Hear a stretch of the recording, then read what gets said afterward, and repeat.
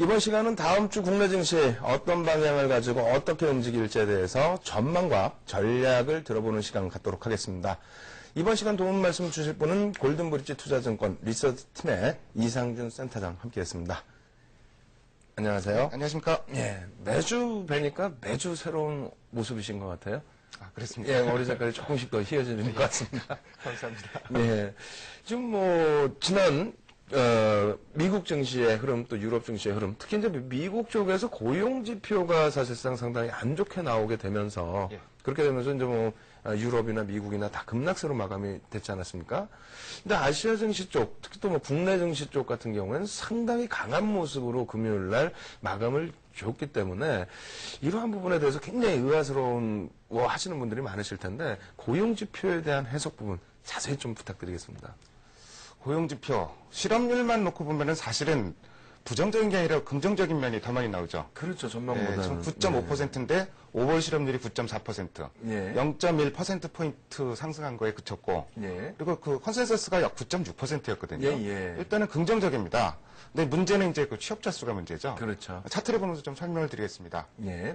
이제 좀 전에 말씀드린 대로 이제 그 선으로 나타내는 그래프가 실업률인데요. 예. 뭐 쫙 오르다가 일단 좀 꺾였죠. 그러니까요. 컨센서스가. 근데 이제 그 비농업 부문 취업자 수는 이제 막대 그래프로 나타냈는데 이 부분이 과거에 비해서 그렇게 확 늘어난 건 아니에요. 그죠? 그렇죠. 근데 문제는 이제 컨센서스가 예. 취업자 수 이 감소폭이 확 줄어들 거로 예상을 했었는데 그렇지 않고 오히려 크게 늘어났다. 예. 이 부분을 부담스럽게 느끼는 것 같습니다. 예. 이 미국이 이제 2007년도 상황으로 한번 돌아가 보죠. 예. 2007년 연초부터 서프라임 문제가 계속 터졌어요. 예, 예. 그러면서 7월 달에 BNP 파리바가 환매 중단 사태가 발생을 했습니다. 예. 그래도 금리를 안 내렸어요. 그러니까요. FRB에서요. 10월 달에 금리를 내리기 시작했는데 그 원인이 비농업 부문 취업자 수가 처음으로 감소세로 돌아섰다. 예. 그게 사실은 그 FRB 연준에서 금리를 판단하는 기준이 인플레하고 이제 그 고용 지표인데 예. 그 정도로 심각하게 받아들인 겁니다. 예. 그러니까 그 이 고용 지표가 고용 시장이 나빠진다는 얘기는 결국은 미국은 소비를 중심으로 이루어지는 국가인데 예. 소비 자체도 앞으로 시차를 두고 또 나빠질 가능성이 많다. 뭐 그렇겠죠. 이렇게 해석이 될 수가 예. 있겠습니다. 다만 한 가지 이제 다른 차트를 하나 좀 살펴보겠는데요. 예. 뭐 전에도 한번 갖고 나왔었는데 주간 실업급여 신청 건수, 뭐 예. 신규 건수하고 이제 그 기존 건수 두 개를 나타내는데 예. 두 개 다 정점은 지난 모습이죠.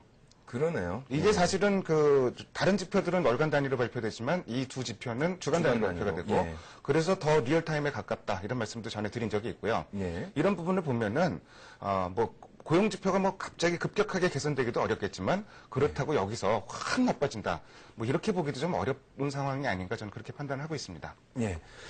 일단 방금 말씀해 주신 내용 살짝 정리를 한다면은요. 일단 고용 지표에 관련해서 시장 예상치를 좀 넘어서는 지표도 있었습니다만, 그러니까 비농업 분야에 있어서는 예상치보다 10만 자리 정도가 더 감소가 되면서, 예, 그렇게 되면서 문제가 됐고, 그리고 또 한 가지로 놓고 볼 때는 이제 신규 실업수당 신청 건수를 놓고 봤을 때는 오히려 좀 만만해지고 있다. 고점, 정점은 지났다. 그리고 또 한 가지는 실업률 기준에 있어서도 아까 이제 보여주신 그 차트 내용처럼 좀 고점에서부터 가파르게 상승한 부분부터 해서는 이어졌고 시장 전망치보다는 오히려 그렇게 안 좋은 것은 아니었다. 예. 그죠? 근데 이제 그렇다면은 전체적으로 시장에서는 예, 고용 지표가 안 좋아서 급락이라는데 실질적으로 데이터를 보여주신 걸 놓고 봤을 때는 또 그것만은 아닌 것 같거든요. 예. 그럼 왜 빠졌는지 그 이유에 대해서 좀 짚어주시기 바랍니다. 한마디로 뭐 울고 싶은데 뺨 맞은 얘기죠. 뭐 그러니까 예전에 월드뱅크에서 세계 경제의 성장률 전망치를 하향 조정했을 때도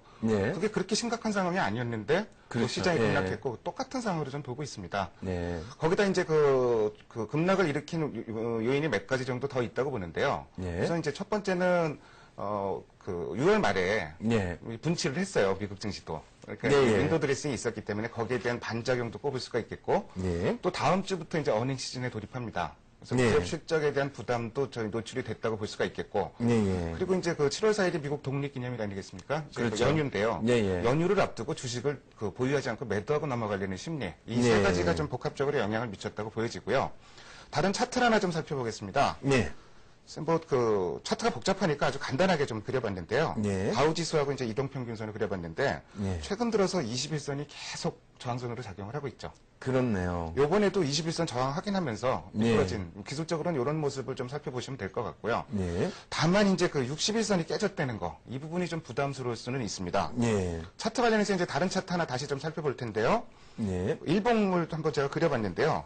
예. 사실 일봉 딱 놓고 보면은 제가 이제 그 위에 머리를 딱 그려놨는데 헤드앤숄더 모양이죠. 딱 그 예, 모습이네요. 거래도 줄어들고 거의 예. 유사한 패턴인데 문제는 지금 이 헤드앤숄더라고 보기에는 목선하고 머리하고 길이가 너무 짧아요. 예, 예. 그렇죠. 그러니까 뭐 여기서 빠진다 그래도 급락하는 패턴은 아닐 거란 그 생각이 좀 들고요. 예. 그거보다는 제가 이제 그 평행선을 두 개를 그어놨는데 이 부분이 그 박스권입니다. 예, 예. 8,300에서 대략 이제 8,500 정도로 보시면 될 것 같은데요. 예.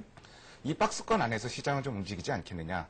예. 물론 이제 다른 요인들도 있을 수 있습니다. 기업 실적이 발표되고 나면은 뭐 예상 외의 쇼크가 나온다든지 이러면 박스권을 이탈할 것이고 그러면은 추세상으로 굉장히 부담이 커지는 상황인데요. 예. 근데 그 최근에 글로벌 증시의 강세, 특히 아시아권 증시의 강세 이런 것들을 종합해서 살펴보면은 그럴 개연성은 아직은 낮지 않느냐. 그래서 당분간은 뉴욕 증시 그 다우지수는 박스권에서 움직이지 않겠느냐. 저는 이렇게 예상을 하고 있습니다. 예.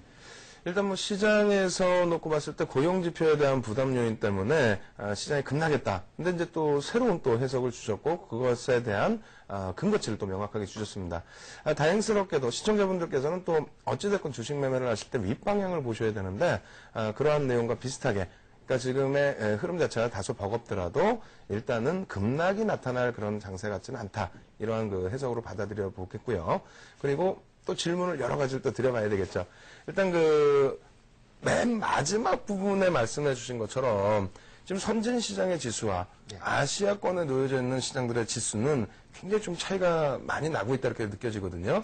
거기에 이제 또 선봉으로 나서고 있는 쪽이 중국 쪽인데 과연 이 흐름들이 이제 또 해석하기마다 다르겠습니다만 또 명확하게 명철하게 좀 시원하게 해석 좀 해주시기 바랍니다. 중국 증시 요새 대단하죠. 3,000포인트 그러니까요. 넘었어요. 예. 정말 굉장히 뭐 탄력적으로 올라가고 있습니다. 예. 뭐 단연 뭐 중국 증시가 글로벌 증시를 이끌고 있다고 해도 과언이 아닐 것 같고요. 예. 중국 증시 뭐 좋아지는 원인은 뭐 답은 다 나와 있죠. 그러니까 뭐 지금 경제 지표가 상당히 좋게 나옵니다. 예, 예. 물론 이제 최근에 수출은 그 여전히 부진한 게 사실인데 내수 지표가 굉장히 좋고요. 예. 그래서 이제 내수 진작책을 계속 많이 내놨었죠. 예. 거기다 이제 고정자산 투자도 아주 원활하게 이루어지고 이게 이제 그 4조 위안 경기 부양책의 일환으로 그렇죠. 그 효과가 지금 가시화되는 부분이 있습니다.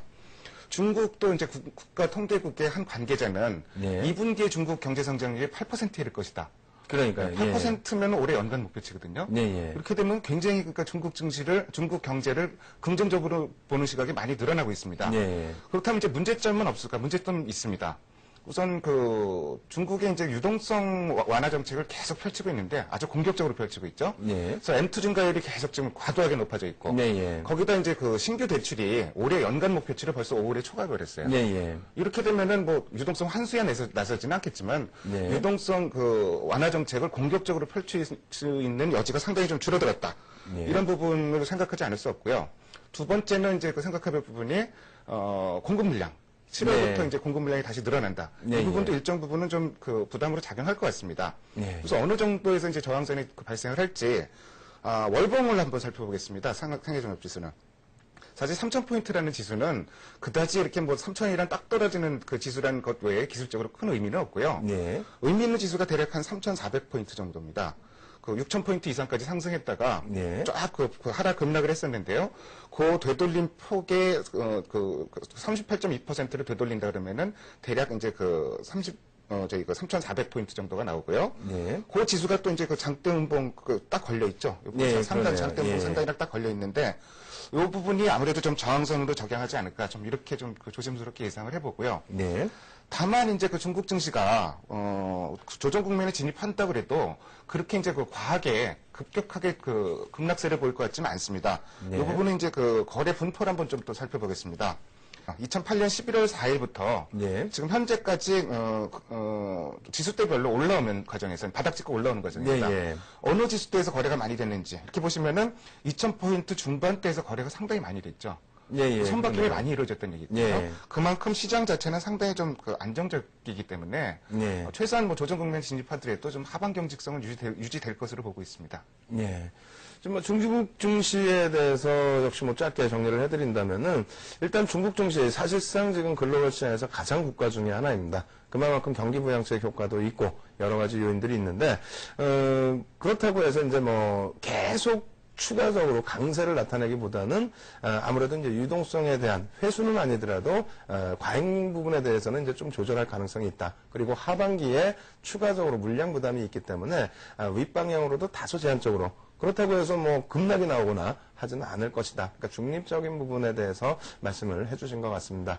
그렇다면 뭐 국내 증시에 대해서도 질문을 드려야 될 것 같은데요.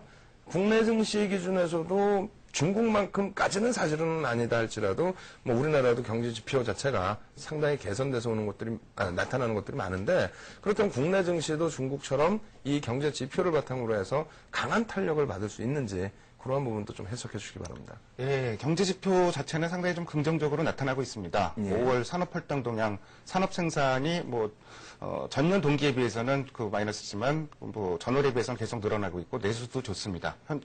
좋다고 얘기하기 어렵지만 회복이 되는 네, 모습을 예. 보여주고 있고 다만 이제 투자는 좀 부진하고요. 네. 가장 좋아진 게 이제 경기 선행지수 이렇게 말씀을 드렸었는데 예.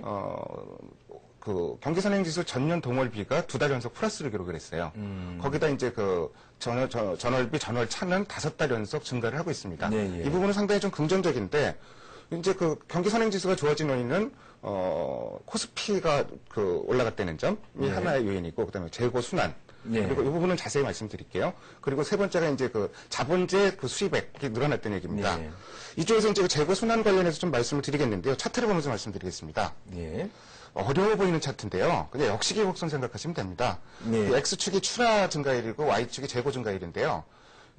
그 기준선에서 왼쪽으로 넘어가면은 그 경기가 둔화된다. 오른쪽으로 넘어오면은 회복된다. 근데 예. 지금 보면 오른쪽으로 넘어왔거든요. 딱 넘어왔네요. 근데 예. 이게 출하가 늘어난 게 아니고요. 예. 재고가 더 많이 늘어나서 그렇습니다. 아. 그러니까 지금 그 재고 조정 국면인데 예. 경기가 제대로 살아나려면은 재고가 줄고 나서 생산이 또 늘리고 또 출하가 늘고 그 다음번에 나올 수 있는 게 재고가 다시 늘어나야 되는데요. 예. 지금 현재 이거를 기대할 수 있는 국면이냐? 요거는 조금 의구심이 있습니다. 그러려면 수요가 늘어야 되잖아요. 그렇죠. 그렇죠. 그래서 이런 부분들은 그러니까 지금 지표 자체는 상당히 좋은데 여전히 체크하고 넘어가야 될 부분이 많다. 이렇게 뭐 생각하시면 될 것 같습니다. 예.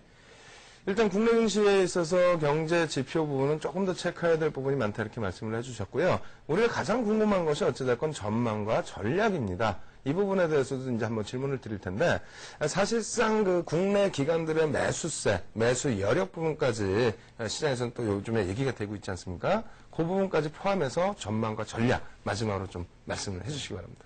국내 기관들에서 보니까 주식을 사네요. 그러니까요. 근데 이제 그 주식 사는 이유가 크게 세 가지 정도로 보고 있는데요. 예. 지금 차트 하나 보시겠습니다. 예. 자, 그 6월 중에 전체적으로는 한 그 700억 원 정도 그 주식형 펀드에서 자금이 이탈이 됐는데요. 예. 저 빨간 선으로 표시됐죠. 이제 증가한 예. 부분. 6월 중순부터 12일 연속 7월 1일까지 2,400억이 들어왔습니다. 많이 들어왔네요. 금액 자체는 크진 않지만 예, 실질적으로 예. 좀 그 의미하는 바가 있고요. 그렇죠. 두 번째는 이제 대형주가 장세를 주도하다 보니까 프로그램 매수, 요새 이제 그 베이시스가 개선이 되면서 프로그램 매수세가 많이 들어있지 않습니까? 예, 예. 그 이제 기관 매수세가 그 성격도 강하고. 예. 세 번째는 이제 6월 말까지 정리 매물을 내놨는데 예. 7월부터는 이제 새로운 포트폴리오 조정을 하기 시작하는 것 같아요. 예, 종목들을 하반기 보더라도요. 기준에서요. 야. 그런 세 가지 요인으로 국내 기관들이 주식을 매수를 하고 있습니다. 예. 그래서 뭐 그 어쨌든 국내 기관들이 주식을 매수한다는 거.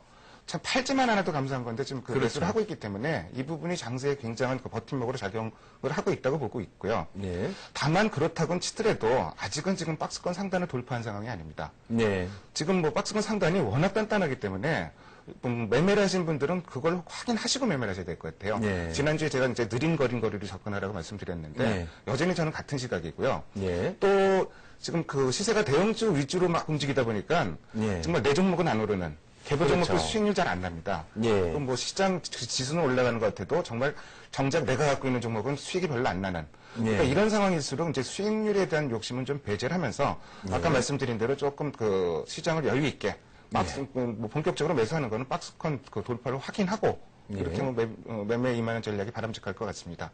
예. 일단 뭐 항상 시원한 전망과 전략을 주시는데요. 이번 주에도 지난주랑은 같이 조금 비슷합니다. 그래서 조금 더 확인해보자. 아랫방향으로도 뭐 그렇게 크게 우려할 필요는 없고, 그렇다고 해서 윗방향으로 너무 또 공격적인 성향을 가지고 가기에는 확인할 것이 많다. 이런 말씀을 해주셨습니다. 뭐 다음 주에도 이런 전략과 전망을 바탕으로 해서 좋은 성과를 얻으시기를 기대를 하겠습니다. 지금까지 도움 말씀 주신 분은 골든브리지 투자증권 이상준 센터장님이셨습니다. 감사합니다.